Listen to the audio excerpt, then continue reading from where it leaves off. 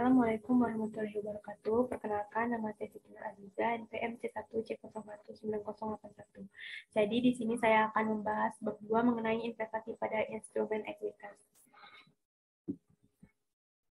Di sini saya akan membahas sedikit mengenai instrumen keuangan. Apa itu instrumen keuangan? Nah, instrumen keuangan itu berupa kontrak yang melibatkan minimal dua pihak yang memiliki konsekuensi apakah aliran kas masuk atau peningkatan aset dan juga kewajiban. Di sini terdapat 5 kelompok instrumen dari keuangan. Yang pertama itu ada aset keuangan. Aset keuangan itu juga berbentuk kontrak atau perjanjian yang melibatkan dua pihak, di mana dari kontrak ini perusahaan akan mendapatkan aliran kas masuk, peningkatan aset, aliran kas masuk atau peningkatan aset. Nah, contohnya seperti kas yang kita simpan di dalam bank dalam bentuk giro, piutang wesel atau investasi. Yang selanjutnya ada 4 kategori aset keuangan. Nah, yang pertama itu ada aset keuangan yang dimiliki berdasarkan nilai wajar melalui laba rugi. Yang kedua, aset keuangan dimiliki hingga jatuh tempo. Yang ketiga, aset keuangan dimiliki untuk dijual. Yang keempat, itu pinjaman dan piutang.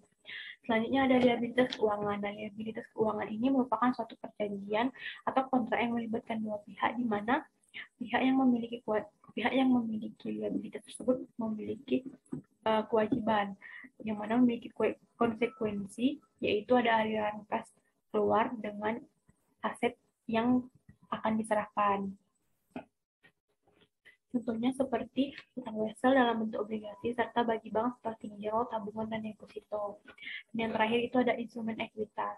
Nah, ekuitas itu tersendiri merupakan residual claim atau hak atas aset yang dimiliki pemilik setelah dikurangi dengan liabilitas. Nah, ekuitas ini bisa dikatakan sebagai aset bersih.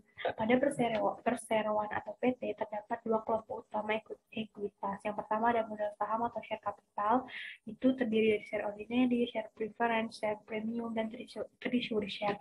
Nah, perlu kita ketahui, treasury share itu merupakan saham biasa yang kita miliki, tetapi kita tarik lagi dalam peredaran. Dan selanjutnya itu ada saldo laba atau return earning. Itu merupakan akumulasi laba yang diperoleh perusahaan yang tidak dibagikan kepada pemegang saham. Dan ada kelompok selanjutnya itu derivatif dan hedging atau lindung nilai. Selanjutnya kita masuk pada pembahasan investasi pada instrumen ekuitas, akuntansi investasi saham. Nah, investasi saham di mana investor hanya memiliki saham di investasi tidak lebih dari 50%. Perlakuan pencatatan akuntansi tersebut tergantung dengan presentasi kepemilikan saham. Nah, di sini terdapat presentasi kepemilikan saham. Yang pertama, itu 0 sampai 20% saham, itu investor tidak memiliki pengaruh signifikan. Nah, metode yang digunakan bisa menggunakan metode biaya atau metode nilai wajar. Yang kedua itu 20 investor memiliki kepemilikan saham sebanyak 20% sampai 50%. Itu maksudnya jadi investor memiliki pengaruh yang signifikan, dan metode yang digunakan itu metode ekuitas. Dan terakhir itu kepemilikan saham dari investor oleh investasi lebih dari 50%. Nah, itu sudah dikatakan pengendalian dan boleh pilih menggunakan metode apa, antara metode biaya, metode nilai wajar, atau metode ekuitas. Dan laporan keuangannya disebut dengan laporan konsolidasian. Selanjutnya, penggunaan metode biaya, metode nilai wajar, dan metode ekuitas. Ini metode biaya dan metode nilai wajar untuk kepemilikan saham 0 sampai 20%. Bisa kita lihat di tabel, itu sudah dibedakan metode biaya dan metode nilai wajar. Nah, yang pertama itu ketika perusahaan memperoleh investasi saham dari investasi. Nah, ini maksudnya apa yang dicatat oleh investor ketika perusahaan memperoleh investasi saham dari investasi.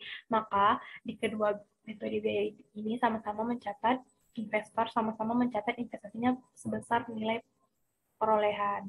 Jadi sama di kedua metode. Yang kedua, yang dilakukan investor ketika investasi mengumumkan dividen, sama juga kedua metode, yang metode biaya dan metode nilai wajar, itu menggunakan jurnal piutang dividen di debit dan pendapatan dividen di kredit.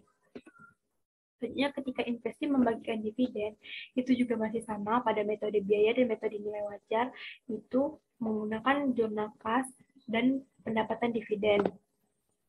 Selanjutnya, ketika apa yang dilakukan investor jika investasi mengumumkan memperoleh laba.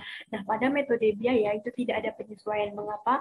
Karena kepemilikan sahamnya itu masih 0-20%, jadi tidak ada pengaruh secara signifikan, jadi tidak ada penyesuaian. Sedangkan pada nilai wajar itu investor membuat jurnal penyesuaian untuk mencatat investasi berdasarkan nilai wajar di setiap akhir periode.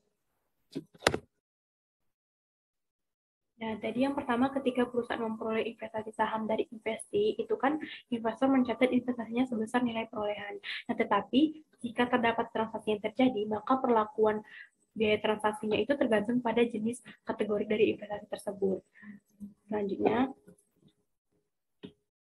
kita masuk ke metode ekuitas. Nah, perlu diingat metode ekuitas ini digunakan ketika investor memiliki saham di 20% hingga kurang dari 50% terhadap investasi. Jadi, metode ekuitas hanya digunakan ketika pada investor yang memiliki saham lebih dari 20%, tetapi kurang dari 50%. Nah, pada metode ekuitas ini, yang pertama ketika perusahaan memperoleh investasi saham dari investasi, investor mencatat investasinya sebesar nilai perolehan, sama dengan metode yang sebelumnya tadi. Yang kedua, ketika investasi mengumumkan dividen, maka dicatat dengan jurnal di debit piutang dividen yang dikredit investasi pada entitas asosiasi. Yang ketiga, jika investasi mengumumkan memperoleh laba, maka jurnalnya itu investasi pada entitas asosiasi di debit dan pendapatan investasi di kredit. Dan yang terakhir, jika investasi mengumumkan memperoleh rugi, maka dicatat di jurnal kerugian di debit dan investasi pada entitas asosiasi di kredit. Selanjutnya, penurunan nilai. Nah, kapan terjadinya penurunan nilai pada aset keuangan? Yang itu tergantung pada kategori apa aset keuangan tersebut. Jika aset keuangan yang dinilai berdasarkan nilai wajar melalui laba rugi, maka penurunan nilainya bersifat otomatis mengikuti penurunan harga pasar. Yang kedua, aset keuangan jika kategorinya aset keuangan dimiliki hingga jatuh tempo, aset keuangan yang dimiliki untuk dijual, pinjaman dan piutang, maka harus dilakukan pengujian apakah telah terjadi penurunan nilai atau tidak dari aset keuangan yang kita miliki. Selanjutnya, penurunan nilai pada aset tetap. Aset tetap mengalami penurunan nilai jika nilai tercatat dari aset tetap lebih tinggi dari nilai terpulihkan. Nilai terpulihkan itu memilih mana yang lebih tinggi antara nilai wajar dan nilai pakai. Dan di sini juga terdapat yang namanya transaksi hulu dan hilir. Nah, dikatakan transaksi hulu kalau perusahaan investor itu menjual kepada entitas asosiasinya. Kalau misalnya dikaitkan dengan perusahaan induk dan anak, berarti itu artinya perusahaan induk yang menjual ke anak. Dan kalau misalnya hilir itu kebalikannya, jadi perusahaan anak yang bertransaksi ke perusahaan induk. Baiklah, itu saja yang mungkin dapat saya jelaskan. Saya mohon maaf apabila terdapat banyak kekurangan. Saya akhiri. Wassalamualaikum warahmatullahi wabarakatuh.